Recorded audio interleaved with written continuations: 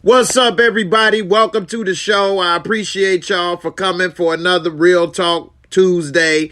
Got a couple of great topics to talk about. Very informative, and I'm pretty sure that we all have a good time and a couple laughs, and also learn a few things as well. So we're about to get into it. Shout out to Barika for sending some great topics throughout the week, and also everybody in Discord for some great discussions and things this week. And so, I got a couple topics to talk about, and we're going to break it down.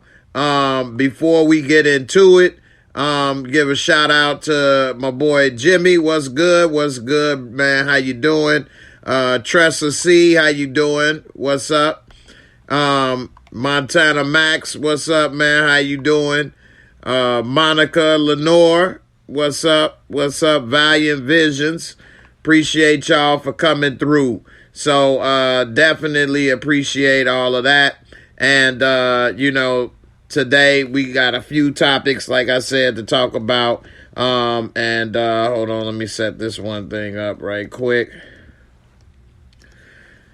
And all right. And so a couple of the topics we're going to talk about. So Kevin Samuels, everybody has probably heard of him, and he gives a lot of, let's say, questionable relationship advice, to say the least. Some people say it's spot on. Some people feel that it's questionable. One of them was, during this week, he said women over 35 should get used to having to share a man. And he got a video that I'm going to play that he tries to explain himself.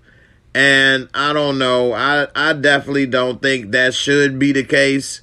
35, I think you should be able to settle down and be able to at least be straight up with somebody. He gives an example I don't think really applies to what he's saying. And also, it was another post about people should date on their level, on their, if you're somebody that's working hourly, maybe you shouldn't be chasing after a supermodel. If you're a weirdo, maybe you should stop claiming that you with supermodels or things of that nature. Just a lot of other things that you should be doing that a lot of people seem to not understand, and it's just not believable. And then they wonder why they don't have any success in dating and being with people. And so we'll talk about that. Some people say you should, maybe try to go for somebody better, and maybe they can uplift you and you all could both get better. Some people may say you should go for somebody beneath you. That way you would always be secure. I don't know about that. Kendall, you say you're not sharing no matter what age. I hear that. I definitely can understand why a lot of women may feel that way. I could see maybe when you're maybe teenage to early 20s, maybe you may not be as upset. But the older you are, why would you do that? I don't know. Not on purpose, at least. Now, maybe you guys are not fully in a relationship, so it isn't official. But once it's to be official, then, they should definitely not be, settling with sharing. So, I don't know. Some people, I don't know. Valiant Visions, you say, live the way that is best for you. Only deal with those who also live happy and line up with you. Whether it's multiple women, men, or not, personalities and self-motivation are what matters. That's true. You definitely should be, as Kelly would say, equally yoked, at least on the same page. And if you all ain't on the same page, whatever that may be, then you shouldn't be doing that stuff. So, we definitely gonna, talk about that. Now, I'm gonna play the video, but before I do, let me bring in my lovely host, Kelly. Hey, Kelly. Hey. How you doing? All right. Glad to have you, as always. I'm late. Yeah, it's all right. Fashionably late. It's good. All right. So this first topic is Kevin Samuels posted a video saying that women over 35 should get used to sharing a man. I'm going to play this video and then you tell me what you think about it. All right? Okay. All right, hold on. Let's play the video. Our topics this week, huh, Jay? I try. So here it goes.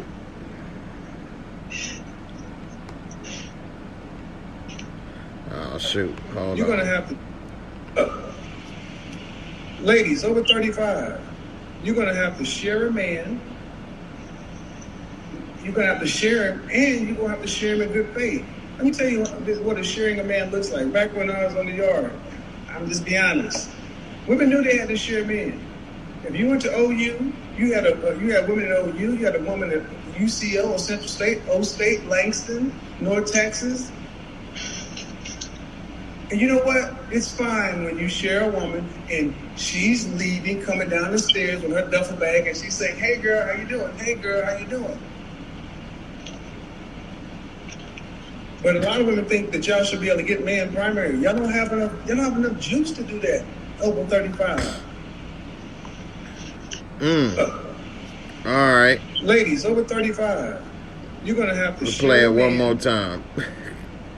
Really, Jay? And you're going to have to share him in good I'm faith. actually trying Let me to tell you switch what to the sharing a man thing. looks like. All right. So,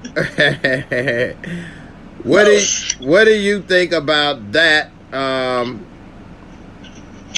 Jay, what you got me into today? Oh man, what do you think about that? Jay, oh Jay. I just don't know what to say. First of all, I am a woman over 35. And first of all, I feel insulted. I feel very insulted to hear this. Like, first of all, I'm not sharing. Hello, Kendall. Yes, Kendall got it right. This is crazy. What do you mean? He tripping for real. Like, how? Jay, you'd be surprising me with these videos, Jay, and I'm speechless right now. To be honest with you, I'm speechless. What's Tressa saying? Tressa said Kevin Samuel give great advice for the people who seek him out. I saw where he told this lady she is JUCO material trying to get into Harvard. He's disrespectful, Jay. He is disrespectful. Like, how dare you tell a woman that? Like, that's crazy. I'm speechless today, Jay. I'll say, from what I see, he's talking about women over 35 should get used to sharing a man, but he's giving an example of young people in college leaving and going and living a more freer life. So that example like don't apply. Duffel bag coming up, right? Yeah, and normally, even when I was younger and guys and women was talking to multiple people, they never saw each other like, hey girl, or were like, hey, what up, man? Hey, what up? Go ahead, your turn. You got next. They give her high fives. Nobody was doing that. What the hell is he talking about? Exactly. Like, he's living in an alternate reality, Jay. It doesn't make sense. That doesn't apply to us. He's living in an alternate reality. Yeah. So who do people? Okay, so I'm not into Kevin Samuels. I don't subscribe. I don't even listen to his content. So this is news. But who's listening to him, Jay? That's a good question. I mean, I think some people may have low self-esteem and are maybe looking at him for some information. I think some people may think, because sometimes that's how a lot of people get you, that they sound intelligent or they may have a little bit of truth, but then they got a whole bunch of lies around that one truth. But that one truth brought you in and you thought, well, that was true. I don't know about the rest, but since I did know that was true, maybe the rest of this is true. And next thing you know, you fall down the rabbit hole. And every now and then they may hit you with some truth, and about one truth and 4-5 lies. One truth, 4-5 lies. And then next thing you know, you thinking it's all true, because you can only pick up on those every other truths, and you ain't know about them other lies. They say a broken clock tells the right time twice a day, right? So those are the two truths you get. There you go. And then the rest of it is baloney. Right. Kendall said a lot of the women in college don't know their worth either. That's true. Well, right, because they don't know themselves as yet. Yeah, and men as well, too. And then you're young. Exactly. Then that's rightfully so. You're young. You're learning. That's the phase that you're in. It's not to discredit. That's just the phase that you're in. We all go through that phase. But for him to do that, I think that's insulting women. That's insulting women. Mm-hmm. My guy, Ill Woods, he say Kevin Samuels thinks above a lot of people's pay grade, and a lot is surface and materialistic nonsense. I listen to people who are humble. That's true. I maybe I'm confusing what he means by above the pay grade, because it's just above the stratosphere. It don't make no sense at all, Jay. Yeah, he's talking to a lot of people. Supposed to be subscribing to that buffoonery. I think what he means, and Ill Woods, you could correct me if I'm wrong, but maybe he's saying a lot of people that listen to him and watch him are probably people that don't make a lot of money or are not very highly educated. And so a lot of them fall for a lot of stuff. You know, a guy can put on a suit and fool you. You see what I'm saying? And we know that for a fact firsthand. A man put on a suit and say a couple big words and your ass might actually believe him for a minute. Right. So that's dangerous. You know what I'm saying? A suit is dangerous because it can actually make you look credible. That's the wolf in sheep's clothing. The wolf in sheep's clothing, literally. You know what I'm saying? And so we put on that suit, say a couple big words with glasses on, and people think he know what he talking about. He legit. Right. You know, whereas I bet you he wouldn't want to be sharing his woman. He over 35, right?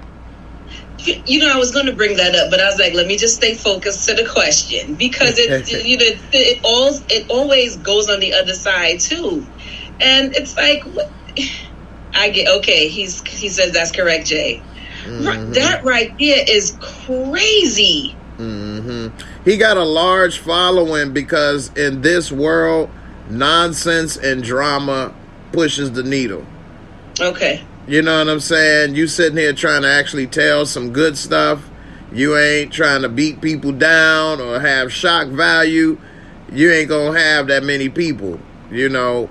But if you actually sitting here bashing people, if I started bashing people and stuff, it would be hundreds of people in here tonight watching. You know what I'm saying? But I'm trying to actually give real information, really talk serious. You know, I may have some jokes, but I ain't joking about the women or this or that or, you know, bashing nobody. Right. And so there you have it. You know, but I'm processing as we going along, because you shocked me with this one, Jay. You got me with this one.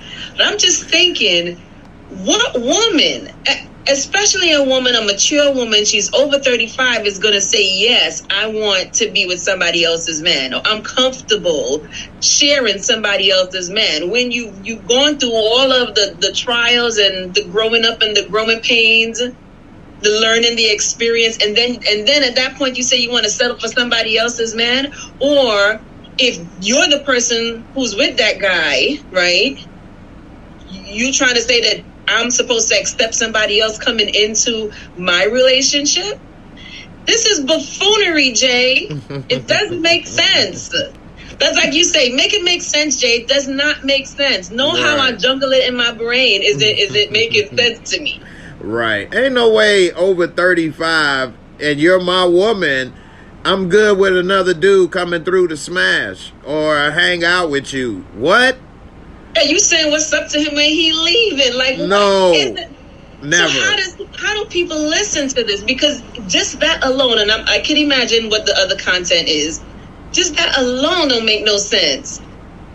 Yeah, you're right, Tamika. I would be surprised because this is crazy.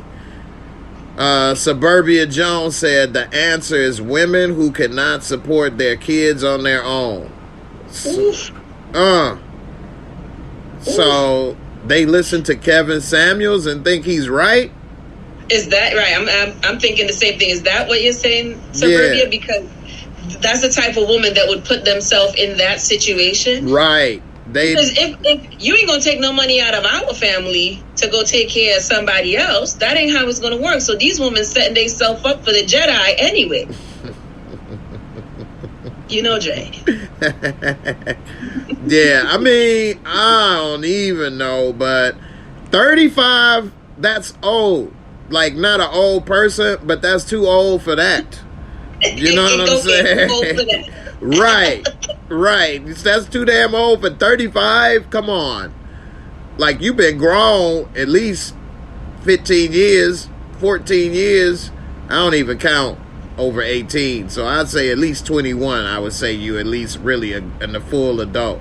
Really, you ain't a full adult to 25. You can't even rent a car until 25. You still navigating. You just have legal age. But you still navigating. You maybe you just got to autopilot. You know what I mean? Right. Yeah, you're not even a full adult really in this world until 25 because there's still things you can't do. Rent hotels and cars, and your credit ain't really all that yet. Maybe, unless maybe adult. Yeah, and that's fine because that's a stage 2. Right, and ain't nothing wrong with that. Everybody had to go through it if they were blessed enough to live long enough. Yeah. So I know when I was between 21 and 24 or 25, I thought I was grown. We all did. You couldn't have told me nothing. Because you know better. Right. Exactly. So, but it is what it is. But I'm not a big watcher of Kevin Sam. Actually, I can't say I'm not a big watcher. I don't watch him at all. Me either, Dave. I can't say I'm not a big one. I don't watch him at all, but people send me clips. So I do see clips that people send me. So I have seen clips, but I've never actually watched a video or even 30 minutes or hour show or whatever he does, his shows. I never watched it or listened to it like, let me see what Kevin Samuels talking about. No. Exactly. I did ask my son, though. I asked him if he listened to Kevin Samuels because I was just like, I hope not. Yeah, no, he said he doesn't listen to him like that. But the same way, like you see it if somebody send you a clip or something, I'm like, you ain't gonna undo all the work I did. Oh, hell no. Right. Valiant Vision said, many, if not most people are already doing this. Only difference is everyone is lying about it. Well, it is people that lie and cheat, but here's the thing. So when I was single and I was dating other people, I wouldn't say, like if I'm talking to Kelly and let's say I'm talking to Barika, I wouldn't be telling Kelly, I love you, you my only one, and then I'm talking to Barika. I would be like, we cool, I like you, and if we gonna mess around, then that's what's gonna happen. If she don't want to, that's fine too. I wouldn't be trying to lie to get the draws, and now she all wrapped up into me thinking that I was her man, and the whole time I just wanted to smash, and now I'm talking to somebody else too. That's deception. Right. That's deceit. You know, I would talk to somebody and, hey, you know, I ain't really ready for that. I like you. I'm trying to see, you know, where this may go, but I'm not going to be committed just yet. You could be probably talking to people too. I'm not trying to check up on you and stuff either. Now, if we get to that level after talking for 5-6 months, and I decide and you decide that we gonna be, you know, with each other only, then maybe you should stop, and I definitely gonna stop. Not no maybe. You is gonna have to stop. You gonna stop. Right. Because that's you dating, Jay. That's you dating to, you know, to, I guess, find a committed relationship. That's the example that you giving. But wow, most people, many if not most people are already doing it. That's a big statement. Yeah, see, I didn't never want to be a liar because I gotta remember these lies. Why lie? I'd rather just be honest, and if you don't want to, that's fine. We can part as friends. You know what I'm saying? I don't want nobody trying to mess up my car or my house or none of that stuff. I'm not trying to chase after you. If you got somebody that you was talking to, like at a certain age, everybody already knows somebody and you already may have a friend. So you kind of being unreasonable to think this person may not know somebody. You don't got no fans, Jay. Right. No fans. You know how it is. Yeah. Right. Yeah. So if we start being serious and it's looking like maybe we enjoying each other's company and we want to be in a committed relationship, then we need to be honest and say, all right, you know, I'm feeling you. I mean, let's move to the next level and let's only be with each other. Let's be committed. See how that go. And then if that go well for a while, then maybe we may move in. And then after that go well for a while, we could get married. Right. You know what I'm saying? Some people say they're not going to move in unless they marry first. But in my experience, you really don't know a person till you live with them. You live with them. Yeah. If you say see me and live with me is two different things. Right. You have to spend time. I agree with you, Jay, because I believe in spending time intimately with that person before you marry. Before, suppose they do all my things that I don't like, Jay, and I only see that after the fact when we living together, and I'm not. Now them little bitty little quirks and stuff will start to get on your nerves, and it make it hard to spend every day with somebody, and they pee on the toilet seat, leave it down, don't put the lids back on stuff. Right. You know, women, y'all falling in the toilet seat. It's like you living with a little boy again and stuff. You know what I'm saying? And all kind of that would get on your nerves. Right. Yeah, it sounds petty to want a divorce from that, but that would be annoying. Yeah. You know, Kendall said, look at Jay keeping them options open. I know you just laughing, but would that be wrong though? Like maybe we only known each other a month.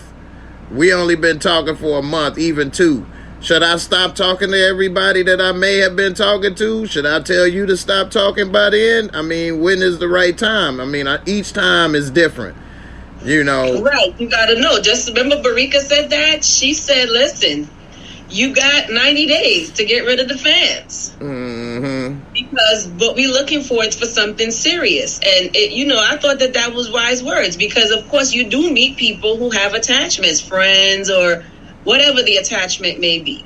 And if you realize at that point that you're going to take it serious, then I think it's fair for you to give that person a grace period to get rid of the fans, Jay, because it's about to get serious. Mm-hmm. Thinking that they're not going to do that is what sets you up for these phone calls at 2 a.m. You know what I mean? Because the friends don't have the boundaries anymore. Right.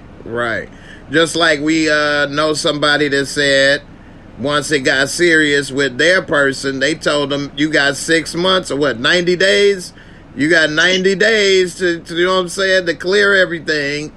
And then we move into the next level. Rightfully so. That's true. Rightfully so. And I can respect that because at that point, they both have the option to say no or yes. Why lie? And you're getting serious. That at that point, if somebody puts that on the table, then we are getting ready to be serious. Mm-hmm. It was you know what move you're going to make. It just as you said, yes or no at that point. Right. It was somebody that I was kind of messing around with at one time, but I really wasn't like that involved like that. And I guess they were kind of getting more involved, and they said, hey, I don't want to keep doing this. It's time to move it to the next level, or we can't do this no more. And I was like, all right, well, we can't do this no more. I wasn't trying to be cold or nothing, but I don't want to mislead you and say, well, I still want to get this, but I really don't want to do the next thing, so I'm going to try to have my cake and eat it too. So, no, I don't want to do that. We can part as friends. We still can be cool. And more power to you. I wish you the best of luck on what you're trying to do and find. Right. They were surprised. And she would thank you for that later on. Maybe it might be hurtful immediately, right? But she would thank you for that later on, because we really don't want to be hurt. Right. We don't want our feelings hurt. We want to be handled with care. And sometimes the honesty does hurt. But we got to start normalizing that so that the hit ain't that hard. You know what I mean? Start normalizing being honest, so that, because women always say that's what they want. And to be honest, that's what we really do want.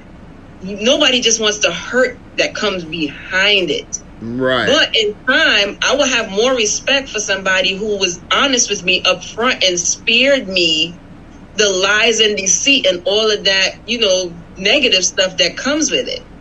Yep. I mean, that happened to me actually once years before, when I was around like 19, 20. Somebody that I really liked a lot. I thought they was feeling the same way, but then they ex came back in and they told me, I like you, but I'm about to go back with that person. I'm glad they told me that, instead of me doing all this stuff and the whole time you with this person. That would have been more hurtful than the way it ended up going. So, at the end, I still, even though I didn't like how it went, I still can't be mad about it. I respect her for at least coming clean and telling me before it would have gotten to other things. Exactly. So, definitely. All right. I got this other post. I'm nervous, Jay. This was sent to me, and it said, date within your dating pool, please. You work at the Amazon warehouse or call center and mad that IG models and bottle girls don't want to date you.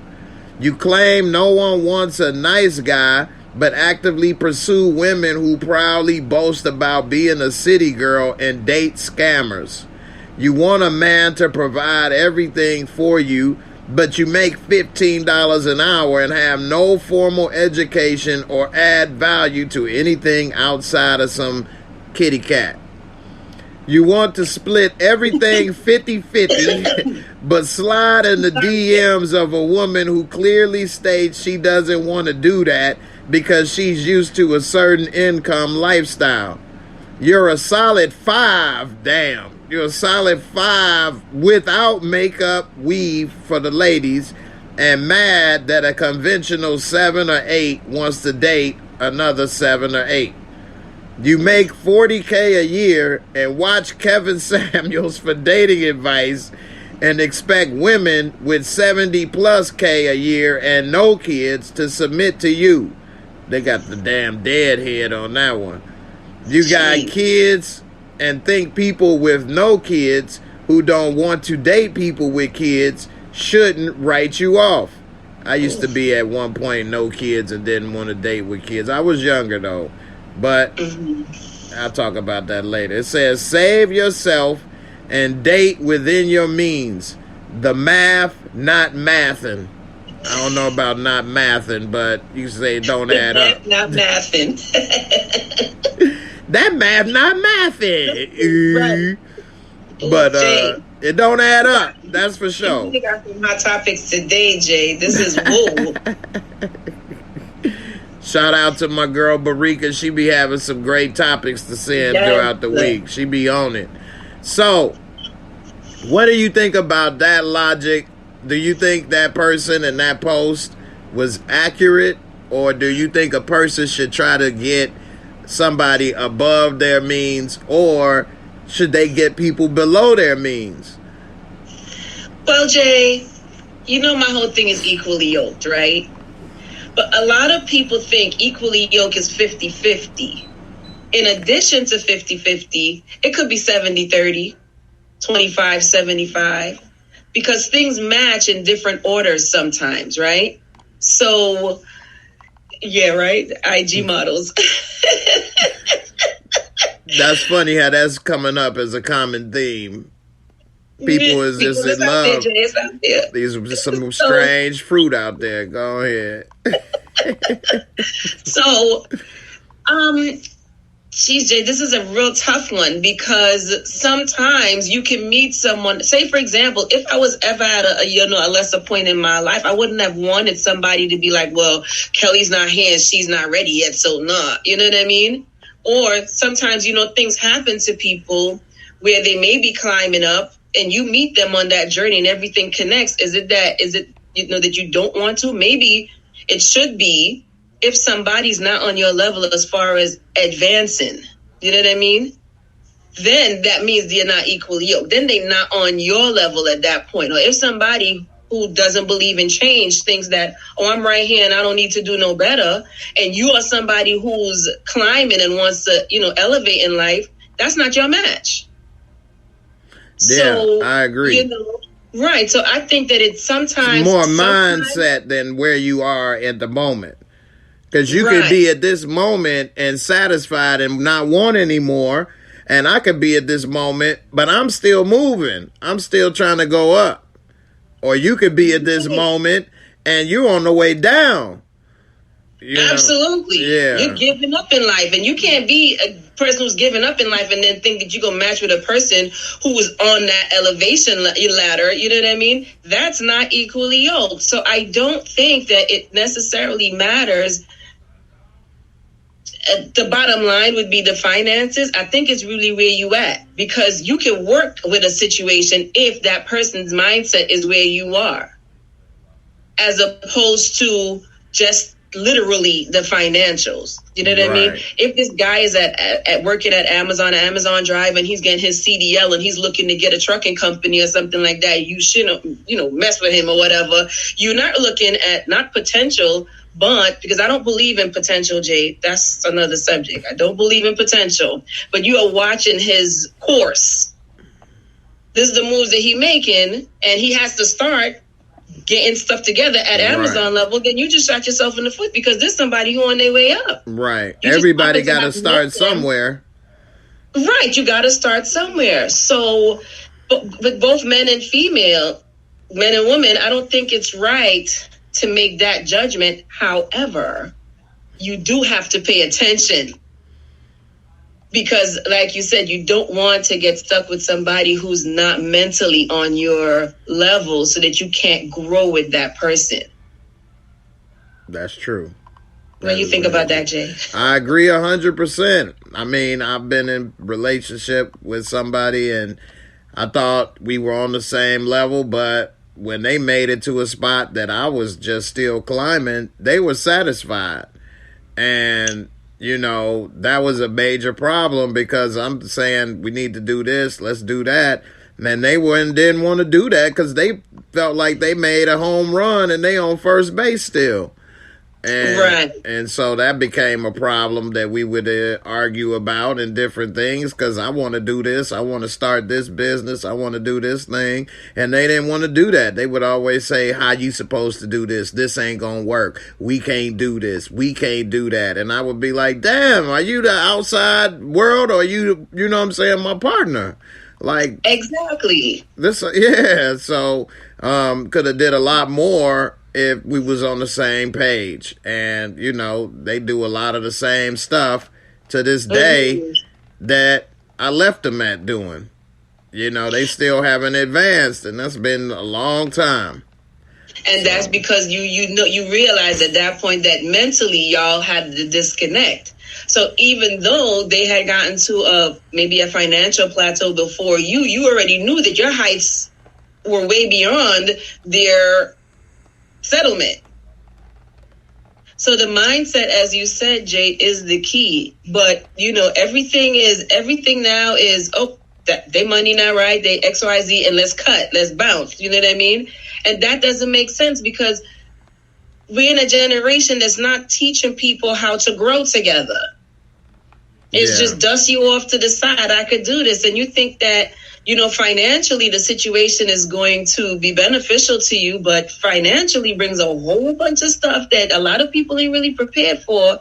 And they turn out to be a part of Kevin Samuel's crew because you're doing strange things for some change. Strange for some change. Right. Yeah, definitely. And so, as I said, the mindset, and like Kendall, you know, she said, that's it. If you maybe didn't have the means, and I know we all watch this show, so I'm going to bring it to this show, even though it's not real. Power.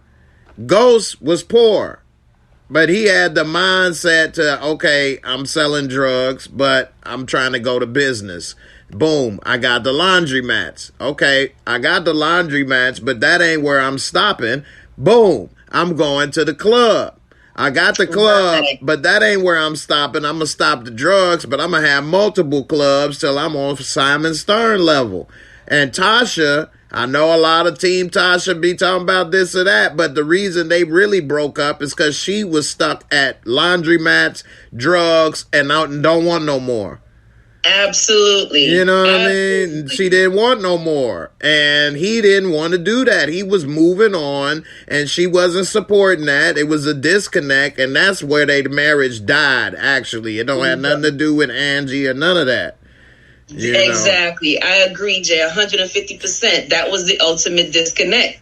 Yeah. And that, I think, is where the post that you just read goes awry. It goes very left field at this point because you connecting to the wrong thing. Right. They connected to where you are now and not the mindset that you are in now. You know? Exactly. Yeah. And this is why I say too, let's talk about that in Discord later about the potential and why I don't believe in potential, because that's a figment of somebody's imagination. If you're holding on to that, then you're not dealing with reality. But if you are accepting that person mentally where they are, as you said, the key word is mindset, then you could know if that person is on a certain trajectory where they're going to accomplish certain things. They're just not sitting here hoping and wishing for the laundromats. They on a path to accomplish said things. You know what I mean? But do the short version of potential. Why is that a figment of the imagination? Okay, because I could see John, for example. John is so talented in so many different ways, but John's not doing anything with that talent or ability or that skill, right? I could see how John is going to be the biggest, mechanic or whatever in the world, but John don't want that for himself. So I'll hold on to my thoughts of the better version of John. That's not who he is, though. So I'm living in potential. I'm living in the potential of what John could be, but he's not that. So it's a figment of my imagination at that point. You feel me? Okay. It's not realistic. Potential is not a realistic thing. Okay, I see what you're saying. I'll use it in the sports analogy. So, Kwame Brown, I think most people have heard of him. He was the number one pick in the draft. He was 19 years old. He could run, jump, move. He had all these skills. But you didn't know how hard he was going to work. You didn't know what he was going to do to, put all of that together. Right. You know what I mean? And so, everybody saw he had all these physical things and he could have been the greatest, big dude ever. But like Tim Duncan couldn't run as fast as Kwame Brown, couldn't jump as high as Kwame Brown, couldn't do none of that stuff. and turn out to be the greatest big man at his position of all time because he worked at it. And that's like an immeasurable in a way, you know. So you could say Kwame Brown had more potential maybe than Tim Duncan, but Tim Duncan actually realized it because he put in the work, and potential maybe is what somebody else believes you could do. But what do you want to do? Right, exactly. Right. So I think you had the comment up that somebody said that everyone has potential. There's potential. Right. Maybe the potential is a personal thing. But the minute I give it to you, it means that I'm not dealing with reality. Right. Potential is a thought. Right. It's a thought. Right. Yeah. So your example is perfect. Right. I'm not too much into the sports, but I know Kwame Brown's story. Right. And he had a lot of potential. That's why he was put in that position. But Kwame, for whatever reason, that was not, he wasn't on the alignment of the potential that everybody saw in him. Right? Right. So maybe the potential is a personal thing, because if that one is, oh, Jay, that's my best friend. There you go. Hey, best friend. Just tuned in too. Thank you guys. But yeah, potential may be something that you have to do for you see in yourself. So you could put goals to that to achieve these personal things. But the minute I give it to you, it's because what I'm seeing is not your best. I don't think it's your best right now. Right. I think it's what you need to work towards. And you just might not be on that level where you want to work towards it. So what? I got great skills in it. That don't mean I want to do it. Mm-hmm. That's true. Somebody that I was telling once before that they could do good. We could do things on YouTube, and we had the potential to do this, that, and the other. They didn't want to do that. They didn't see it in themselves. They didn't want to put in the actual work and do what it takes. They just want to wake up, roll out of bed and just start running their mouth. And they didn't realize and, achieve that potential of doing more. And, that's why it never came out. Where I'm coming from? Yeah. Okay. Definitely. Miss Kara said you need to see them working towards their potential. Exactly. Right. So because that potential is their personal goal at that point. And then you can say that person, you connect to that person because, right, potential is not ambition. Exactly. Right? So you can see them working towards that, but that doesn't mean when you see them working towards it, then you could invest in said thing. Right. You know what I mean? Like the person you were working with, they had to show you that they were actively, pursuing the goal. And until that point, they could just have been the best person to connect with, but they weren't the right person because that wasn't their agenda. Right. Yeah, definitely. That's a good point. Right. It starts in the person's mind. Yeah, and a lot of people don't even realize that, It's a lot of stuff. Some people can exceed what their potential was, too. Right. Because that's their personal achievements that they set for themselves. And they see that their talent and ability could get them to point B. And they realize now, I'm chilling in M and N. You know what I mean? Or they could realize maybe I don't have all of that other stuff, but I can put in the work and outwork some of these people that do have it and still end up where they are, or if not better.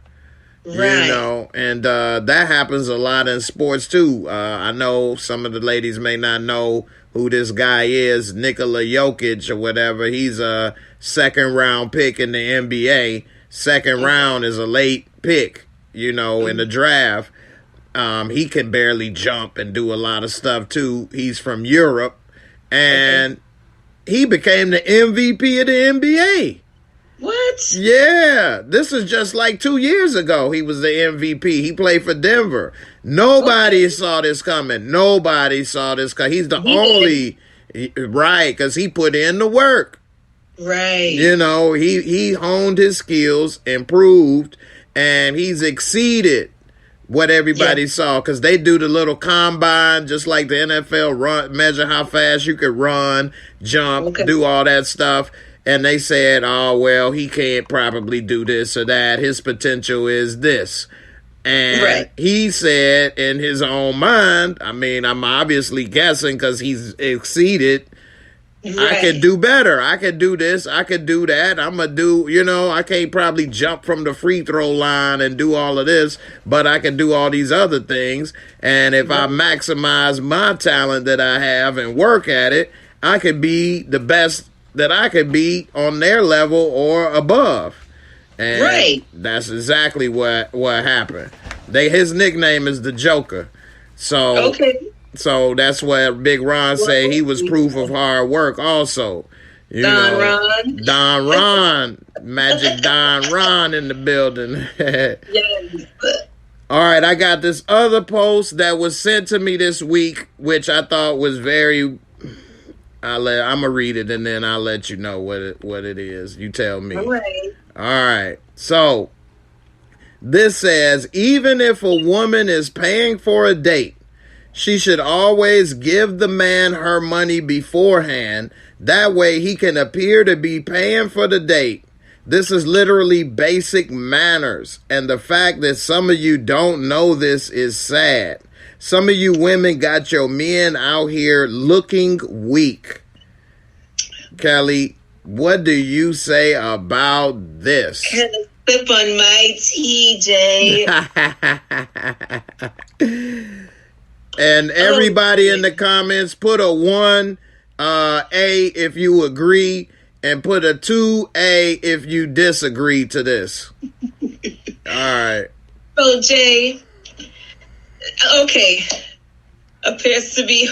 I was going to touch on that, too. That's why I put it on the screen. Appear to who? And who gives a damn? I ain't with them. But anyway. So I was actually talking to her about this, oh gosh. So, Jay. All right. You want me to start? I'll say it this way. I was actually raised like that. Like, you could put the money, you know, for the man. You taking him out. I didn't have a problem with it. And I was talking to Cars earlier, and then she gave me some insight. That works if you're maybe in a relationship, okay? Maybe if you're in a committed relationship, you might be comfortable doing that. But if you're on a first date or you're dating someone, then it's a dub. Because then that means you're shooting the situation out of your league. What do you mean? Why are we going to a place that you can't afford? Well... And if I'm taking you out, then let me treat you then.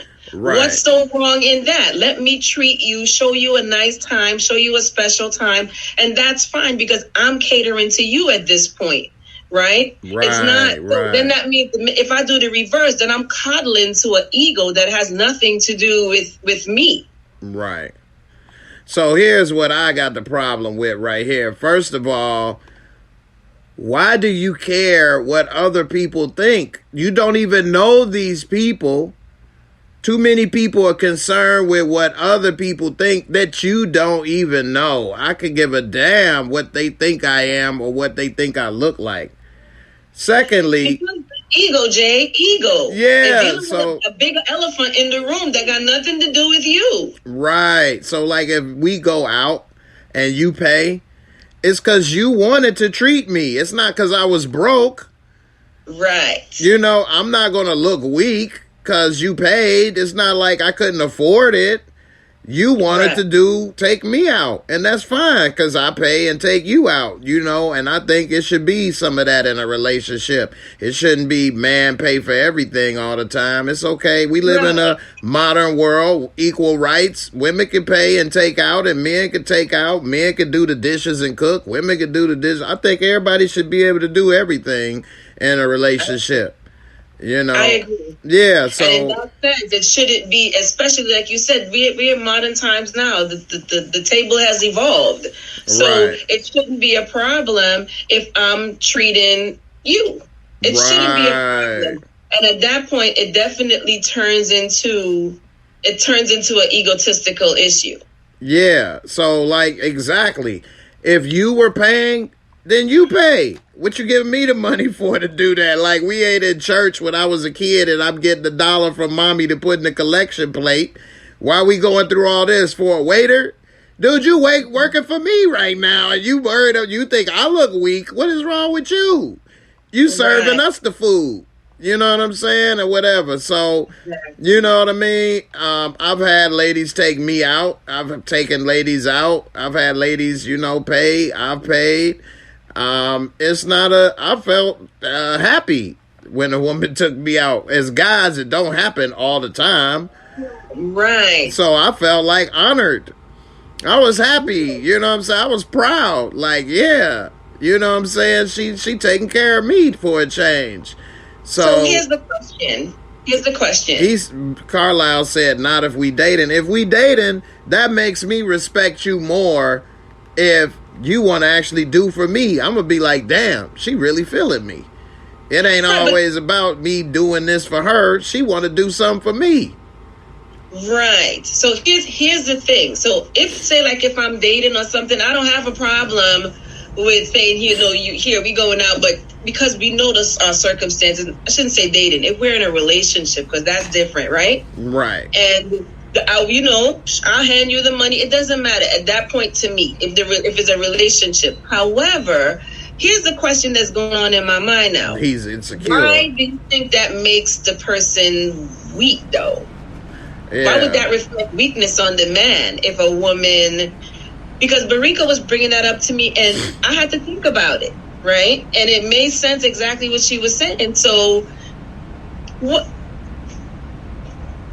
would I be making him look weak? And the person said, like, we don't know our place. So I'm confused. Yeah. See, only thing that I would feel different is if it's the first date and we go out and you insist on paying for your own meal, then I might either think she don't want me to think that she really like me, or she don't really like me.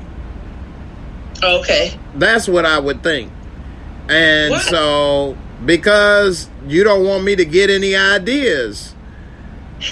You know what I'm saying? You don't want me to think I'm going to get a kiss, or that I might be... Maybe that's just it. Maybe she like you, but but maybe that's just it. That doesn't mean that she don't like you. You probably just not getting no dessert after. That's all. Well, just tell me that.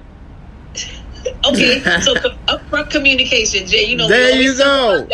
Upfront the communication. Just tell me that. Like, look, I like you, but I ain't trying to do all that on the first date or whatever, this, that, and the other. Cool. I ain't tripping. Let's go. But if you doing all this old cryptic stuff and I got to try to read between the lines and figure out what that meant, that didn't mean this, I don't know, what is this and that, that's too much, man. I don't want to do all that mind games. Like, we not in our 20s. What is it? Let me know. Okay, cool. Let's go. You know what I mean? Let's move on. So, somebody was saying a woman can't make a man feel like what did he say? Valiant visions. No lady can make any man feel like a man, just like no man can make any woman feel like a man. What? Like a woman. Maybe he meant to say woman at the end. But don't worry about the show. Just enjoy it. I have had an egotistical problem. That's what I'm saying. Like, if I was a woman and I was about to pay for a meal with a guy, let's take out the first date. Say we've been going out. And he like, no. Give me the money, then let me pay. I'd be like, this dude is tripping, man. You petty. But you afraid that they know I actually pay for things? Like, I would think this dude is real insecure, and that would be a red flag to me as a woman. Like, I wouldn't have a problem. I definitely don't think that a man should say, I don't know about that. Give me the money, let me pay. Like, if a dude said that to me, I'd be like, you wildin', sweetie. Yeah, well, get your own money and pay. Like, I agree with Miss Kira. She said, if I'm treating, who cares? The problem is if he can't ever pay. Exactly. That's the problem. If you never can pay for stuff, then you're going to be insecure, and that's a problem right there. But if I treat you, you treat me, we go places that you want to go, you go places that I want to go, what's the problem? You know, you may want to go to see a play. I really don't want to go to see that, but I may want to go to the, game. You may not want to do that. We enjoying and doing things together. You know what I mean? And that's the thing. Right. You may want to go to this restaurant. I really don't want to go to that restaurant, but we go and try out things you like. You try out things I like. We may end up having places we like together. We go those places, and that's what it's all about. And sometimes you pay, sometimes I pay. It ain't, well, I paid last time, it's your turn. It's your turn. And it's like, I don't believe in keeping score or keeping track, But if, I want to pay or you want to pay, it's not a problem, I don't think, Yeah, it's modern times now. And if once you have a problem with it, it becomes ego. And then at that point, it has nothing to do with the female. It has nothing to do with her. Yeah, I think that dude because is if I want to treat you, if we're dating or we're in a relationship, I want to treat you. You want to go somewhere, you express that I heard about this place and I want to treat you. I don't have a problem doing that. Making you feel special and treating you for the night. That shouldn't be a problem. And to reiterate, if you got a problem with that, then there's a bigger problem on the table. I agree. Valiant Vision said he meant woman, so he was right. Yeah, I figured. Yeah. Miss Crafty said, I would only pay if it's his birthday or we are celebrating some type of accomplishment of his. Miss Crafty, you something else, boy. We had already talked about that with Miss Crafty in Discord. She make me laugh, but she's something else. But I have had girlfriends that would only try to pay or do something for me if it's my birthday or something like that.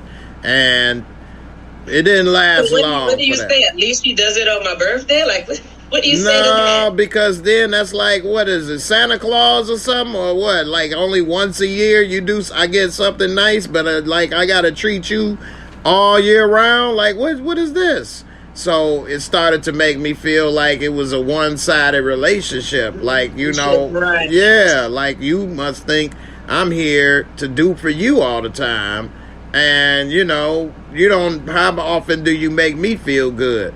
Now, if it's other things that you do on the regular, then maybe I may not complain as much. But if it's a balance, right? So like I said, yoke doesn't mean 50-50. It could mean I put in a 60, you got that 40 over here, but you understand that. But I'm doing some other things that make us balance. Right. So if that's what you do and you do it well and all the time, then maybe I wouldn't care. I wouldn't complain as much. But if that ain't happening and I'm doing that, I'm gonna start like having a disconnect. Exactly. Definitely. So she said, I never dated a man who expected me to pay for anything. Well, nobody said they expected. Right. It's what you're choosing to do. Right. Not that they expected. Cater to that person. Right. Right. It's about what you want to do. You never dated a man you wanted to do that for. Right. And sometimes you feel that way. Just like sometimes guys date women and they don't feel like doing that. Right. It doesn't mean that's what you do, or you just probably haven't met the person that makes you feel motivated to treat them special when their finances on the table. Right. Yeah. Barika's the fragile ego. Right. Yes. Shout out to Barika for the super chat. It's the fragile ego for me. That's exactly what I think. I wouldn't have a problem with that. If a lady wanted to do something nice for me, I wouldn't say, well, hold on, give me the money and let me pay. Man, I don't give a that. You can pay. Because, again, it's not that I can't or I'm embarrassed. I'm proud. You know what I mean? I'm happy. What if she gave you the money? I'm telling you do it. Okay. I wouldn't take it. Like, what you Okay. giving it to me for? Give it to them. Shit. So I wouldn't even want you to give it to me. Why? What? I think that's a waste. Like, you giving it to me just to give it to them. I ain't embarrassed. So, Right. but a lot of guys are not secure in life, and they may say they are, but some things bother them, or they're worried about how they look or do certain things around other people instead of, you know, like I may be wanting to wear something nice to go out, but that's because I like to wear something nice, and yeah, I don't want to be with you and I'm looking bummy or something, or wearing clothes from 25 years ago with a hole in the nipple. Really, Jay? Maybe I wouldn't do that. You know what I'm saying? I'm with a fine woman over here. I can't be going out with Miss Kelly over here, and I'm sitting here with my damn nipple hanging out the shirt, and I'm up here like, hey, I'm secure. Nah, I'm delusional. You know what I'm saying? And not only that, I'm making you look bad because people are Yeah, you're not representing me. That's exactly right. You're not representing me. I gotta represent you, and you gotta represent me. Right. Your buddy Carlisle said, I love spending on my man, and I love my man spending on me. Exactly. Yeah. Like, I love buying stuff for my girl and doing that, because that, seeing her face, would make me happier than me buying something for me. You Vice know? versa. Yeah. Seeing his face, right, makes us feel good. Like you just made him feel special, especially since, you know, traditionally, that's just not how it, you know, I guess it was back in the days. So, I don't know. I like that. I like to see that, you know, I listened to you. I heard what you said, and I'm surprising you with something that you have mentioned maybe. You know what I mean? And you're not expected. I'm going to take care of you. I'm going to treat you, you know? But we want to have that equal in our relationship, that we looking out to, you know, catering to each other. When it becomes lopsided, that's when a bunch of problems come into the midst of the relationship now, you know? Right. Definitely. So, you know, yeah, it's all about being on the same page, having somebody that you are secure with, and that they're secure with you. If you think that person, you went and settled, and you ashamed of that person, then that's your problem. You shouldn't make it their problem. You know, if you don't want to be seen with that person, or you don't want nobody to comment or take pictures or talk about that person, don't make that person feel a certain kind of way because you got an issue. You shouldn't have been with them. That's why I don't, like I was saying earlier about you should date in your zone, or up or down. Never go down, because you're going to make that person uncomfortable and feel a certain kind of way because you're not really happy with them. You know? Yeah, and that's bad. And if you know you are with some woman that make more money than you, and she want to buy you this or that, even though, you know, she may be a good catch, in a way, you're insecure, and you're going to make her feel some kind of way because you are not mature enough to deal with a woman that's secure and wanting to do certain things for you. You know? Right. The only how, Jay, that would work if that person is like the ball player you said, is motivating on getting themselves together. They're not really going to look at themselves in that circumstance as a negativity. You know what I mean? They're going to be like, oh, well, she here and I'm about to be there too. Right. So we're going to be, and then at that mindset, then you start to do stuff to like balance the scale. Maybe one time when she comes home, a nice, you know, dinner, even if it's on a picnic blanket on the floor. Jay, we love stuff like that, Jay. We absolutely love stuff like that. Right. And we're not going to look at you any less. We know that you trying in the midst of whatever your situation may be. But if you full-fledgedly insecure and you know you ain't doing nothing for yourself, of course it's going to be off. Right. Definitely. All right. Before we go, I'm going to play this one last video. It's about interracial couples, and they were participating in this quote-unquote cringe-worthy TikTok trend. You all let me know what you think about this video. Let's play it. This my massa. It said, who you with? This my massa. This my massa. This my massa. Holding her hair. This my massa. This my massa. This my massa. This my massa. You notice it's all black women with white guys at that? Talking about this my massa. All right. What do you think? Do you want to play runaway slave with the massa? Jay, the guy on the bottom said that Greg in the post, I am speechless, Jay. Oh, wait, you remember there was a guy out there, I'm not sure who it was. I'm trying to think who it was who was saying they like to play the role playing with the slave scenery. Aries Spears, yeah. Runaway slave with the massa's wife. No, but there was a new person recently. Oh, yeah. What was that? That wasn't Benzino, was it? No, it couldn't have been Benzino. It was Who somebody. said that on the couch? Mano. Right. Jay, what is this world coming to? I have no idea. Why are you comfortable? Why will you even be comfortable to do something like that? It is the most derogatory thing that has happened to us in history. Why would you feel comfortable about, and you know, they're all young. Why would you feel comfortable about doing something like this? Well, maybe these two not that young, but she was young enough in her 20s.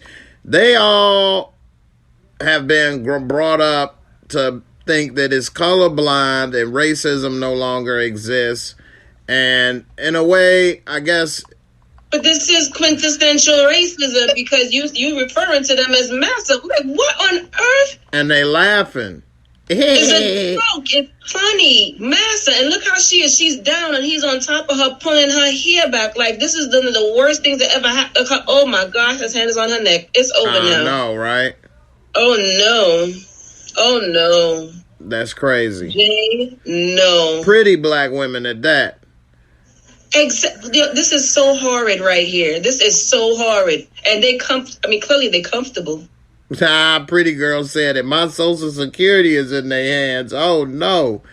Exactly. Because they messed up. They messed up thinking this is funny, Jay. Nothing about this is funny. Not at all. Not one bit. This is horrible. If I had a daughter and I knew that she was doing this, I would be furious. I was thinking the same thing, Jay. Furious.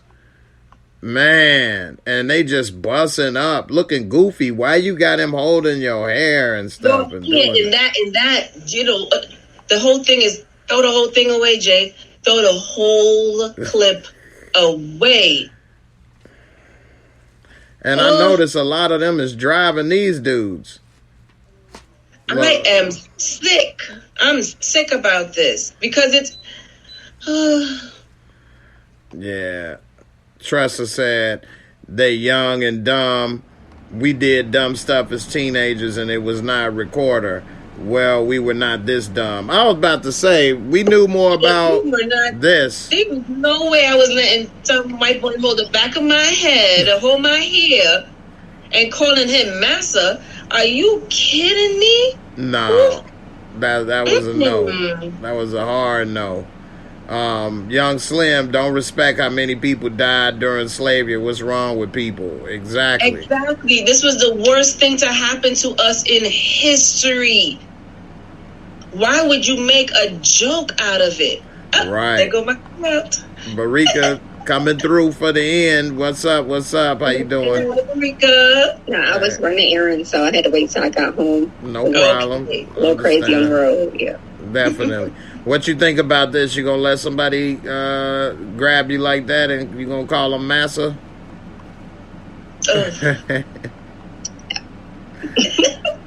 Woo. Even though, like, I dated outside my race, I'm married outside of my race, I would not disrespect my race. Like, who you choose to love is your business, but you don't have to go and disrespect yourself and disrespect your entire community just to justify, like, who you like. And then, you know, when you're with a person of a different race, you give them the opportunity to learn about your community and to respect your community. And so if they see you disrespect your community, then it kind of gives them, like, the green light to go and disrespect yours too. So we really have to be careful doing that. You know, you could date whoever you like, black, white, whoever, but teach people how to respect you and where you come from. Right. You wouldn't see any Jewish people doing that with somebody in a Nazi uniform behind them or something. Right. And if you have that respect for your race, for your people, this would be, it would be unheard of. You wouldn't even think to do something like this. So your respect for yourself, for your race, for your people will demand respect from the others around you. You understand? Mm-hmm. So there would be no way somebody could ask me to let's do this video. There's no way you would ask me because I'm not representing myself like that for you to think that you could open your mouth to say that let's do this. Right. Right. And they know who to ask and who to do that. They know who to try. You know what I mean? Yeah. We ain't gonna try nobody that you know represent themselves properly. Right. So, yeah. Larry Jones said nobody respect our race, not even us. Clearly. Yeah. They actually over there laughing and giggling. You got me. Massa. Massa. Who you with? Massa. Right. Didn't see that coming. Big Ron. Big Ron said slavery was the largest genocide ever and is actually still going on today on the low. So these young sisters doing that is heartbreaking. Yeah, because the chains actually move from your ankles and wrists to your mind. To your brain, yes. Yeah, their mind is enslaved. And it shows even by thinking this is funny. Right. You know, and now this generation, last two generations actually, are doing worse than the previous. Like the baby boomers at least went to college in record numbers of, you know, African Americans and had a lot of upward mobility. And then after that, it's like everybody just fell off. Nobody, the next generations, the college numbers went down to now. It's really down, especially among black men. They really ain't going to college and getting the upward mobility to the point where it's more women in college, black women in college and college educated than men. And it's hard for women to find a man on that level equal to what they're trying to do because they're not going to college. They don't want the upward mobility. And they want to lay up and have, you know, mommy take care of them for life. You my new mommy. And you gonna take care of me. And it's just, you know, taking away, you know, taking down our race. And, you know, it's just unfortunate. And the way with everybody overly entertained and playing and laughing, they think it's funny. It's sad. Right. So, you know, I don't know, man. Yeah, this definitely is sad, Jay. Definitely is sad. Yeah, Pretty Girl said these young kids don't even have the heart and strength to even endure slavery. They are so lost and weak, so disrespectful towards our ancestors. Right, that's true. Tressa said ancestors towards us. It's terrible. Yep. Yeah, she hit the nail on the head with that one. Pretty Girl. You see often like younger generations and how they'll say, "Oh, this person's old." Yeah. Back then, or we're not our ancestors, and it's like, do you even understand what your ancestors went through? Like, for real, they didn't have the technology, they didn't have the accessibility, all the opportunities and different things that we have now. So when I see people like Madam C.J. Walker who got it out the mud, like homegirl was doing it. Big time. Self-made, a millionaire. Against all odds. One generation from slavery. Right. Without any technology. Deny that type of talent and skill that our ancestors had. So that whole phrase, we are not our ancestors, is diminishing and disrespectful in itself. Yeah. Right. Definitely. And Ms. Groovy said that's why it's important to educate your children at home as well as school. Teach and show them that they can be better.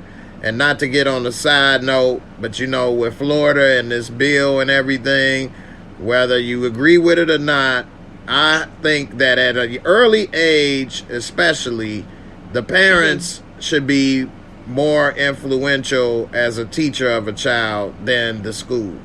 So, yeah, it's a balance, Jay. It's cohesive. It has to have a cohesive blend, right? At home, your responsibility, education-wise, academically, needs to be reinforcement, as well as you need to give them the lessons that they avoid of getting in the school system. You know what I mean? Because basically you leaving them out there to do stuff like this. Mm-hmm. And that's your blood. That's your seed. That's your child.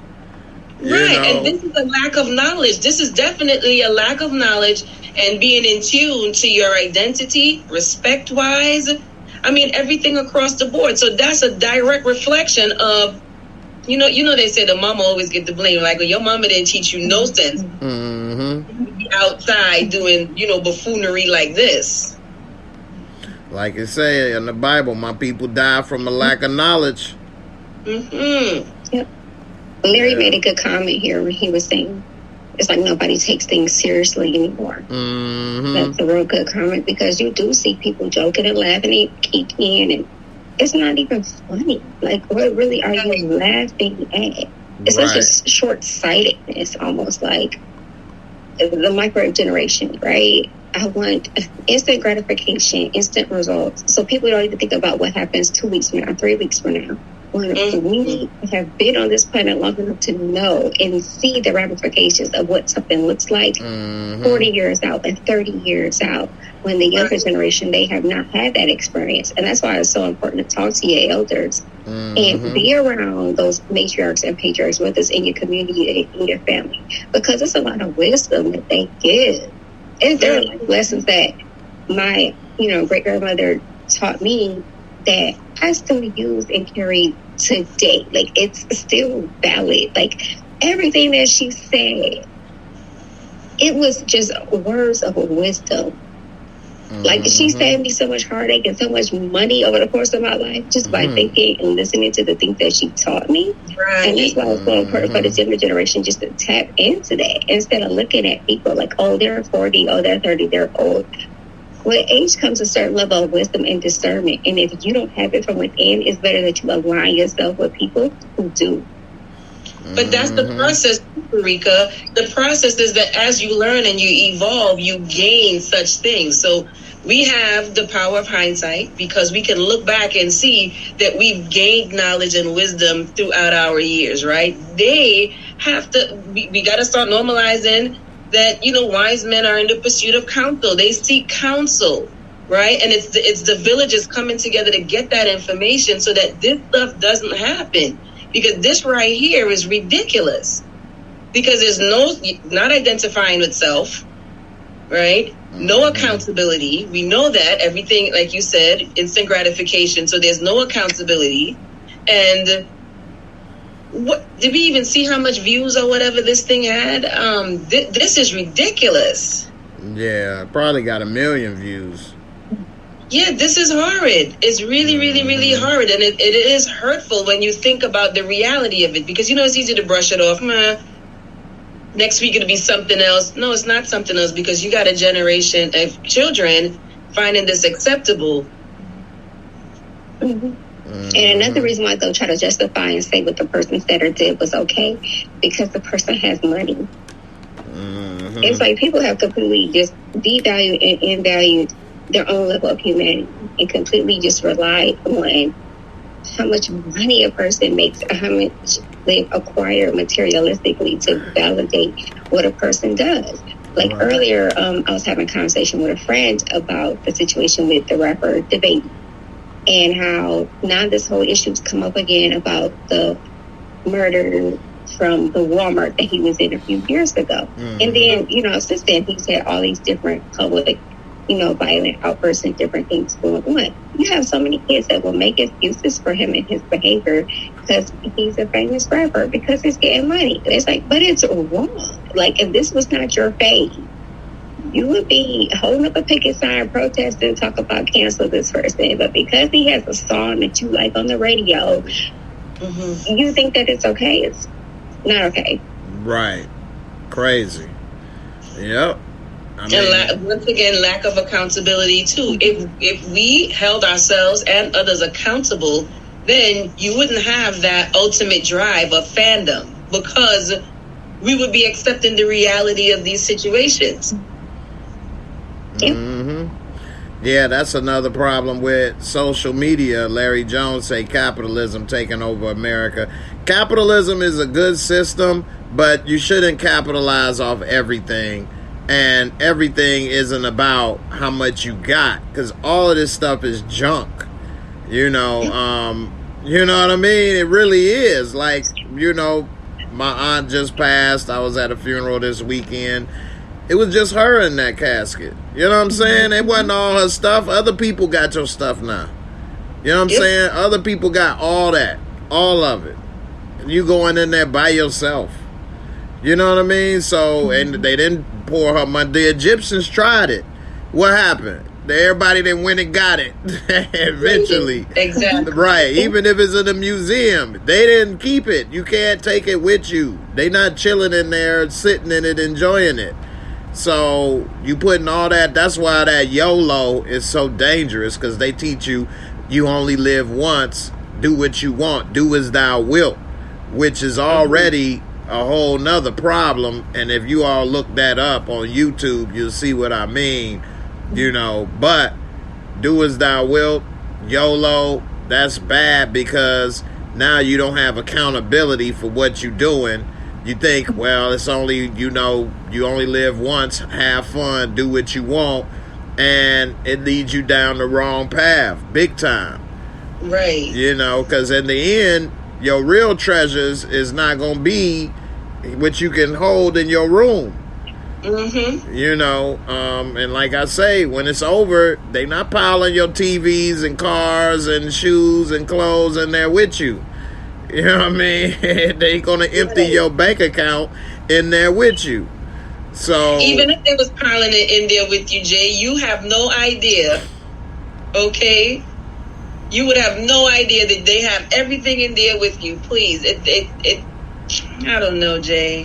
For real. It's interesting that you brought that up, because I went to the Ramses exhibit at the Houston Museum of Science over the weekend, and that was one of the biggest things they were showing about, like, the old tombs of pharaohs and how they would try to take all these different possessions and things with them in the afterlife. And then now we're looking, 1,500, 2,000 years later at these exhibits of these tombs, and you're seeing the mummified bodies in there, and the artifacts are still there, unless somebody stole them already. The artifacts are still there. So obviously it didn't go with them. It just sat there with them, but it didn't go there with them. Right. So, and now somebody else got it in an exhibit. Right. So, yeah, you're right. And they teach everybody that this person is a success. Kanye West is a success because he made all these people dance and he got billions. But how many of you all think that he's happier than you right now? He don't seem like it to a lot of people. I'm just saying. No. Look at Robin Williams. He was supposed to be accomplished, Who? right? Anthony Bourdain, Kate Spade. Oh, yeah. Supposed to be accomplished financially, that is. These people took their own lives. Phyllis Hyman, the singer. Right. So many people. And you just never know what leads a person to that place, But we all go through things, and having a certain amount of fame or money is not going to make you exempt from it. Yeah, Right. having a certain amount of money can make you comfortable in some ways, but it does bring other conflict in your life that you otherwise would not have had before. Exactly. Look at Will Smith and Jada. They don't seem like they living their best life right now. Even before the slap, Right. You know what I mean? So it is what it is, man. You never know. So people put too much value on your car or this or that. Yeah, it's nice to have a nice car, but that's because it's reliable transportation and it may be a smooth ride. It ain't because I'm doing better than you or my life is better than you now because I got good transportation. That don't mean nothing. You know what I mean? We still get to the same spot. Right. You know, so a lot of stuff now in the quote unquote information age definitely, as you said, puts the emphasis on the financial aspects of stuff. Like you said, Barika, yeah, we love and support the baby because of the persona, right? But had it been just somebody else, will we condone certain behaviors? Will we, do certain things? No, you have to have that connectivity to the special things in life. Then you really see how the money can work magic in your life. You know what I mean?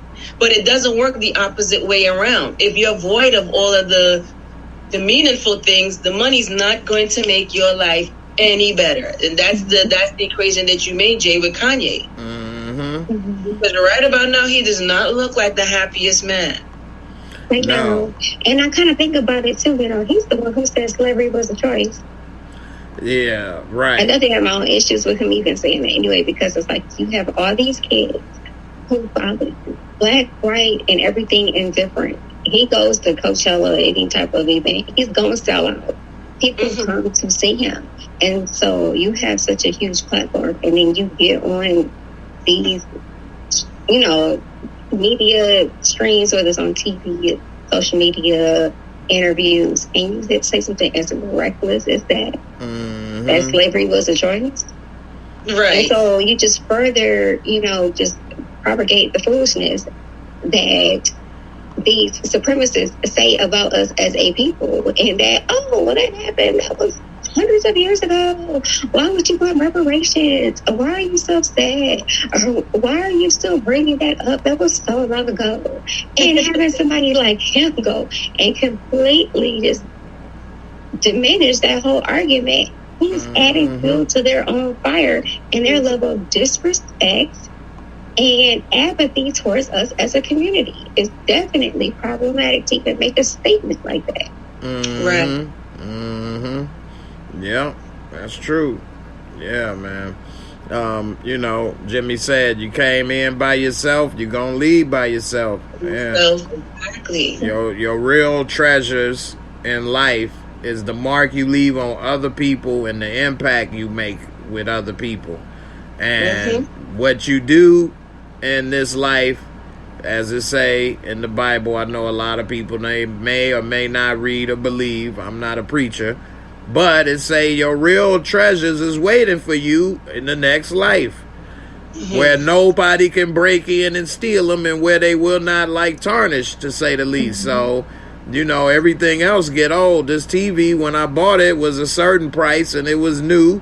Now it's older and they got a newer model with newer features and stuff. Another 10 years, they got a whole new 24K, TV out or something. You know what I'm saying? They going to be walking around in the living room with you. Who knows? They already got the AR, augmented reality. You could go to Amazon and have a desk sitting in your room, see what it look like in your room now. Who knows what they going to be doing? So... Right. You can't still be using a flip phone today. You go on a date with your lady and whip out a flip phone, she gonna be like, okay, it's a problem. Let me use the bathroom. I'll be back. Right. So definitely, you can't, all this stuff goes. That flip phone, that Razor phone, the StarTAC. Them boys was expensive. They was the $500,000 phones, Now you can get it for $1. Don't nobody even want it. Can't even get service. So all that stuff comes and goes, man. You can't put your value in that. I had a person that was, can't get right. Talking about, man, you got these shoes or you got this and that, man, man, you doing good. I'm like, man, you doing good. You're 26, 27. You got good health. You're in the prime of your life. You got your whole future and health ahead of you. That's worth more than a pair of shoes or a damn computer. Are you crazy? Yeah. Nobody can buy what you have. Yeah, you can get a couple $100 and buy these shoes. I can't buy to be 27 again and in perfect health. Right. You know what I mean? Not what you have is priceless. And you letting it go to waste, sitting around doing nothing. Right. You know, so a lot of people, man, they don't realize the value they have, and they see, because they've been brainwashed, as Kelly say, they've been Jedi'd to think the real value is in that stuff. So, you know, definitely got to go. Larry Jones said, what about Kim K? Her world almost collapsed when her son almost found out about her past. That should be a lesson to a lot of people. I didn't know about that, but that's like the chickens coming home to roost, because she put out there in the world. Yeah, of course, because it's going to be on the internet forever. You got to stop living your life like that. And you have been misleading a lot of ladies into thinking it's all about looking a certain way or a sex tape. She kind of made Instagram what it is in the sense of show your body, get famous. Yes. And now it's coming back to you. It's going to come back. It's going to come back. And I don't know. I don't know if she's ready for it, because, you know, as a mom, even though she has that presence out there, she's still a mother. And that's not something you're going to be ready for. But that made you who you are in a big way. And even if her child didn't see it directly, one of their classmates, kids in the neighborhood, you know, or once her kids are old enough where they're really able to be on social media like that. Because they friends' parents know. They're going to say something. They're going to say, like, oh, I saw your mama doing this. I saw your mama doing that. Like, that's the part about it that sometimes I think people don't think. I mean, granted, you know, we all do foolish things when we're young, right? But at some point in time, you have to really kind of wake up and smell the roses, so to speak, to really understand, like, the reality and where you live and what you're doing and how there are consequences to those things. There's a backlash that comes back to that. And you can look back on your life and be like, why was I even doing that? Like, what was the point? Right. You know? And that's still another reason why it's so important for younger people to talk to their elders, to older people who have been there, because that's what wisdom is. You know, a smart person learns from their mistakes, but a person who is wise sees the mistakes of others, and they're like, okay, note to self, I'm not going to do that. Yeah. Right. I mean, you have the power of discernment. Right. A lot of mistakes that I would have made, I've learned from other people's mistakes. I'm not going to say I'm so wise, but if I known that this person or that type of person or this person was in this situation and that's how it turned out, then I'm either not going to get in that situation, or I'm going to try to look at it in a different way if I am entering it, so I don't have the same results, you know. And when older people used to talk to me on the block or in my life, or friends or parents, not to say every time I just listened like a sponge, but I did listen, and when different situations came up, I remembered. It's funny how things come back. You recall certain things and you don't make those same mistakes. And, you know, some things I did listen and didn't do. Whereas now, younger people do not want to listen to older people advice. They say it is like you're old, as if now you're a dummy, you know. And, yeah, to make it to a certain age does come a little bit of luck and wisdom and value with that. Some people just get older. Not a little. It's a lot. Yeah, but it is some people that get older and have not learned along the way. You know. But most people, you know, are learning along the way. Right. At least I like to think most people. I mean, I don't know the statistics, but you know. Trissa said, your parents' 98 Freaknik videos are surfacing got y'all mad nervous. Well, that was on VHS, so they lucky. It ain't digital copies. Exactly. We didn't have that. Oh gosh, the videos. I'm thinking VHS, but now it's different because you have everything in the palm of your hand. The accessibility now is different. So yes, we did have the Freakniks. However, they're not. You ain't gonna pick up. Let me go check out this Freaknik video and be like, "That's your mama." You know what I mean? Right. Now it's different. And it's not going anywhere. It's not going anywhere. It's never going to be deleted. Somebody's always got it. Right. That's true. I got a lot of tapes from when I used to, because back when we were younger, you had to actually know you was about to film. So I had like a camcorder. So I got like the VHS-C tape. So I got a lot of stuff, but it's on that. How can I get it? I'd have to like put it on the TV, then film it again and do this and that. Don't do that. So it's stuck there. We lucked out. Our generation lucked out, right? But now it's not that easy. And they need to understand that. But no accountability, lack of understanding consequence, ridiculous. Yeah, like he said, the power of influence, it's crazy. And people are not looking at what the future them is going to be accountable for. This camera phone changed it. The thing is right now. Right. The camera phone changed everything because right now, and you instantly, everybody can take a picture or video and put it up to the world instantly at any moment. And, that's the difference now, whereas you had to be ready and walking around with a camera. You know what I mean? How many people walked around with a camera every day? A few people, but they were trying to do that. You know what I mean? It wasn't by accident. You could be not even thinking about videoing something and something happened and boop, now you recording and taking pictures. You wasn't trying to. You know what I mean? So it's different. I mean, so yeah.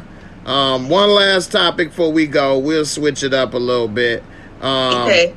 So, Kelly, you from New York. Eric Adams is now doing a few things different in New York. And this clip is from a man named Hawk Newsom, and he's on Fox News, and he's talking about Eric Adams. And this host tried to get a little slick with it, and he kind of pulled him on it. So let's see what he say. So argue white lives matter too. Everybody's life matters here. What the mayor contends, though, is that the same reaction is not given. What would you say to him? It was smooth the way you threw white lives matter in there. Our problem is when black lives are oppressed and don't receive justice, nobody cares. Nothing happens. Something happens to a white person, the world moves, right? So let's get back to Eric Adams. This mayor who is a Democrat, but he spews conservative and Republican talking points. At the end of the day, we have a name for someone like this, and this is someone we call a right? Because he's a black man, and he's a white man in blackface, and a very conservative-minded white man at that. So what we have is a man with hundreds of people on the city's payroll, billions of dollars in budget, and 40,000 police officers. And they say, what are you going to do about policing? And he says, what about BLM? The subject is African Americans. I would also argue white lives matter too. Everybody's life matters here. What the mayor contends, though, is that the same reaction is not given. What would you say to him? It was smooth the way you threw white lives matter in there. Our problem is when black lives are oppressed and don't receive justice, nobody cares. Nothing happens. Something happens to a white person, the world moves, right? So let's get back to Eric Adams. This mayor who is a Democrat, but he spews conservative and Republican talking points. At the end of the day, we have a name for someone like this, and this is someone we call a right? Because he's a black man, and he's a white man in blackface, and a very conservative-minded white man at that. So what we have is a man with hundreds of people on the city's payroll, billions of dollars in budget, and 40,000 police officers. And they say, what are you going to do about policing? And he says, what about BLM? All right, I let it play twice because it missed the first couple seconds the first time. All right, Kelly, did you step away? All right. There you go. All right. So, What Let's did? let Barika go first. Let's let Barika go first. All right, you the native New Yorker, so we'll save you for last. Barika, what you think about what was being said? And then Kelly, then I'll go. Or I'll go, then we'll save Kelly for last as the native New Yorker. Oh, he was funny the way he said it, but it was true. Yeah, dude was he tap dancing out here in these streets. So when we talk about that, I'm not my ancestors and all that kind of stuff, that's what we're talking about. When you get so detached from reality and your own history and you think that stuff doesn't apply to you. I understand sitting, as a political official, you have certain limitations that come up or whatever, but you should never forget where you come from. Because understand at the end of the day, you're still a token. Right. And at any given moment, they're going to remind you that you are a token. So it's just best just to understand that and do the best that you can for the community that you serve. Mm-hmm. All right. Definitely see what you mean and agree with you. So Eric Adams, for those who may not be familiar, he the mayor of New York, newly elected. Used to be a cop. He's black. And from what I heard, and I'll let Kelly have the last word on this, but the crime is getting bad and maybe even worse than it's been in a long time in New York. And so he's been saying he's going to crack down and clean up. He's even talked about bringing back stop and frisk that Rudy Giuliani put in place that was very controversial and targeted a lot of black youth. And so some people say that's good. Some people say that's bad. I don't know exactly because I don't live there. I never went through stop and frisk, so I can't really say. I don't think it should be good to target one group over the others, but that's profiling and stereotyping. I don't know how well it works. And then what they say about, he said policing, and they said he's going to target Black Lives Matter.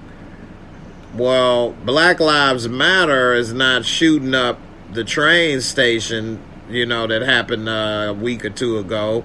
Or Black Lives Matter protests are not killing people from what I've seen or heard. They're not like mob, justice on people walking around. So I don't know why he would say he's going to do something to that. Maybe I'm missing something here. The co-host or host or whatever said white lives matter, everybody matter. But the difference is, we can tell white lives matter when things happen. That's why they never say that, because that's obvious. When things, like he said, happen to white people, the needle moves, things happen, and when black people are oppressed or killed, nothing happens. No one, it seems, is caring enough to do something or hold the people accountable. And that's why they had came up with Black Lives Matter, because it seems that black lives don't matter.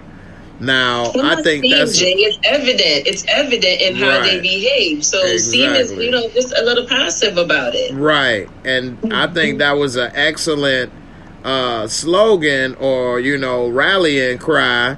But I do not like that the organization used the same name, because now it can cause confusion and division, where some people say, I don't support Black Lives Matter, and they're talking about the organization and not the movement.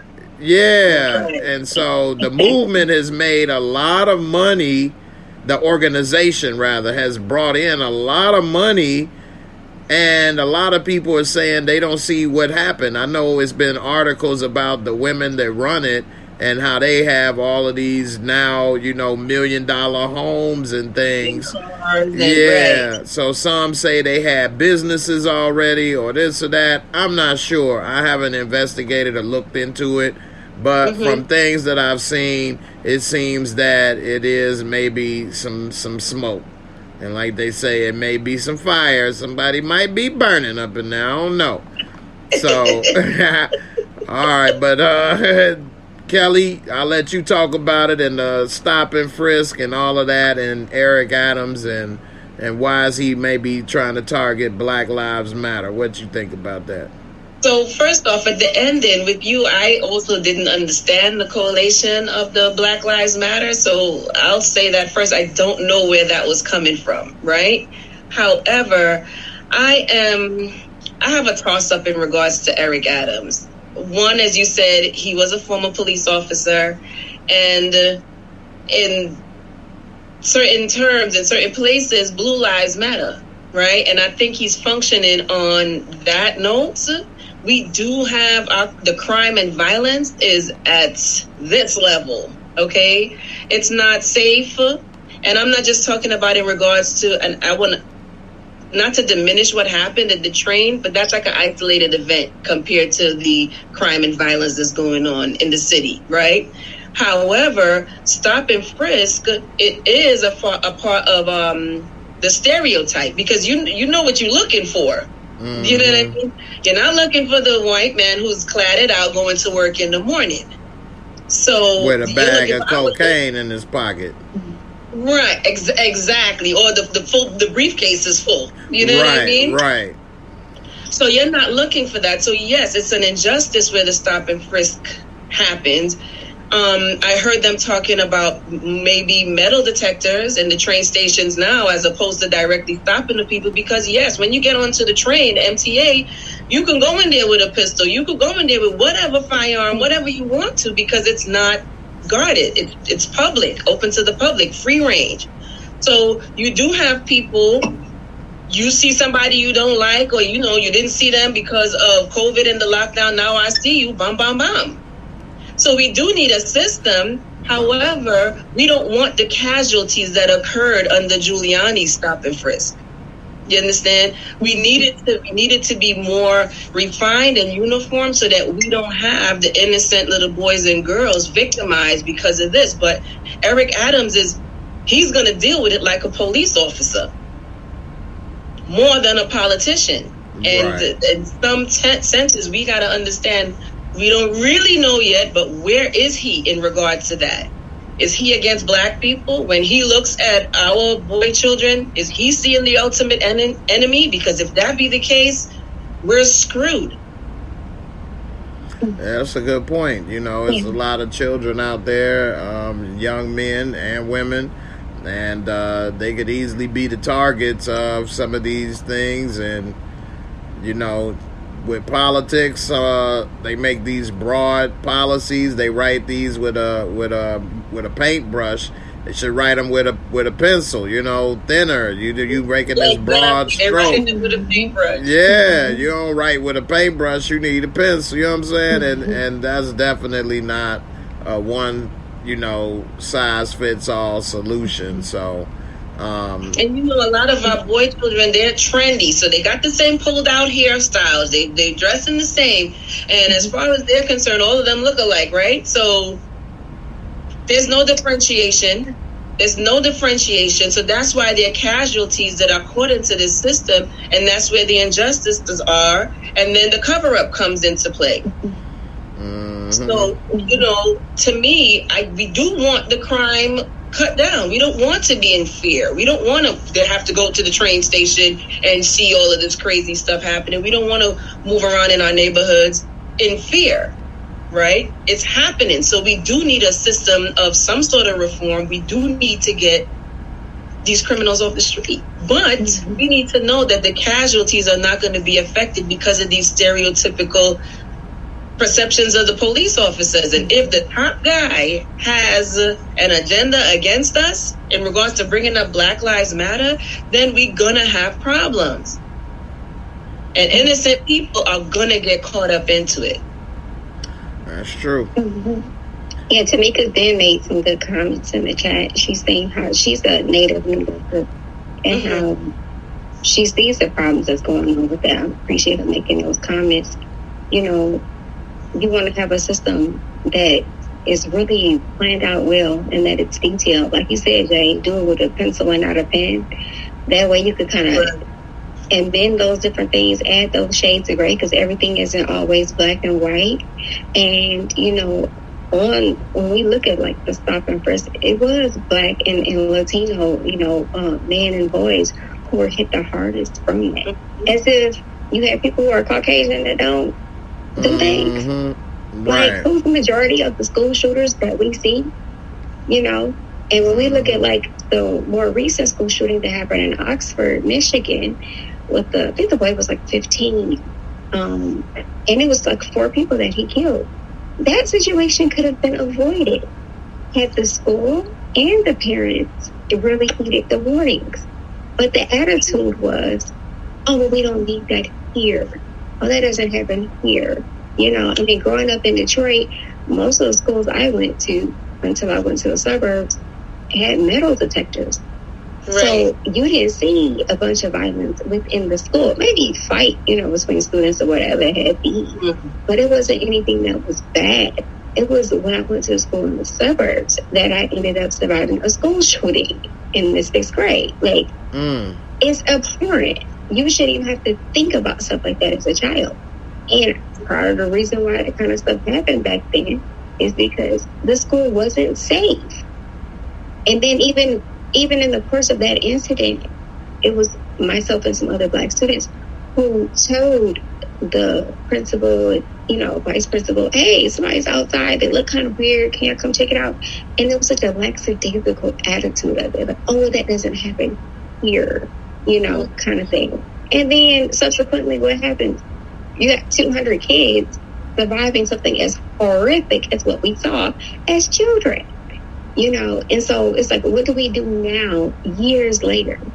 You know, we have an opportunity now to protect the youth. Don't just go and look at it like, oh, there's the Black and Latino kids. They're the ones doing it. Anybody's capable of committing a crime. So you should be able just to pay attention and just observe people in general. If you're going to administer the metal detectors in the school to make stuff safe, don't just make it in the inner city areas. Make it accessible for anybody. Had they been in those areas, something wouldn't have went off, and these mass shootings, these school shootings, would not have occurred. But they want to implement it in our communities because we are high risk. And granted that we don't have the same criminal activities, right? But still, it needs to be across the board. So I agree with you, Barika. It does need to be across the board. And we have to find a way, after all these years, to minimize innocent victims getting caught up in whatever their reform is. Right? It's like when you're at the drawing board, what you don't think about what the casualty is going to look like. How do you just say, okay, fine, we're not getting everybody because we know who they're targeting. But how do you not have some contingency plan for the innocent people, you know, that are here, that are being victimized? So maybe I need to look into it a little bit more because I don't understand his correlation of Black Lives Matter. I don't get it. The organization, the movement, you're talking about the Black boys? What are you really talking about? Right. Yeah, definitely. That seemed like an easy target that he think, you know, his voters may think that he's doing a good job when he really ain't making the real impact on the crime that's affecting people, if that's what he does. We do need to diminish the crime in the city. We do need to diminish it. But we're kind of nervous now on how he's going to implement his plan. So you know what I think? He's talking all over the place because now I'm thinking about it. I don't get it. Right. Definitely. That's why I was wondering. So we'll see. But we get ready to wrap this up. I definitely had another great time talking with you, Kelly and Barika. Glad for you to come join us. Jay. Thanks for having us. Oh, no problem. Anytime. And everybody, thanks for watching. I hope y'all had a good time. A couple laughs, a couple good moments of information that was helpful, a couple aha moments, and I definitely enjoy doing this. So make sure y'all share, like, And, you know, hopefully more people come and we can make this, you know, a full-time thing. Because as of now, it's going good and it's still temporary. I don't know if I'm going to do it the rest of the year, but I do like it and I'm having a good time. So let's grow this. Let's make it better. And, you know, let's try to, you know, rival people out there like Kevin Samuels with all the nonsense he's saying, you know. Right? Let's create, yeah, we got to create our own movement, because that right there, if that's a movement, then our people need help. Right. Definitely. So definitely appreciate y'all. Kendall said, great job. Most informative live. Jay, Kelly, Barika, great job.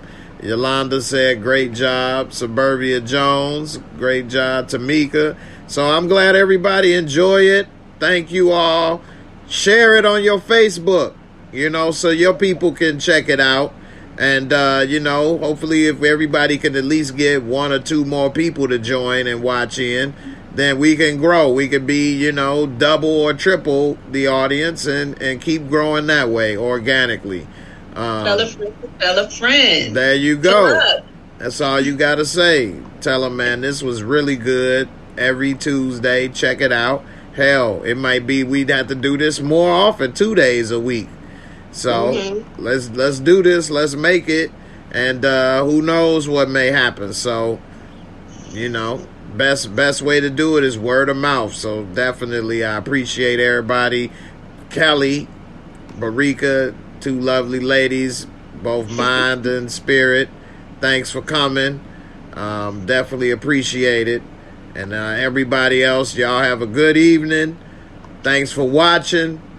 Don't forget to check it out. So share, like, and I'll see y'all on the next video.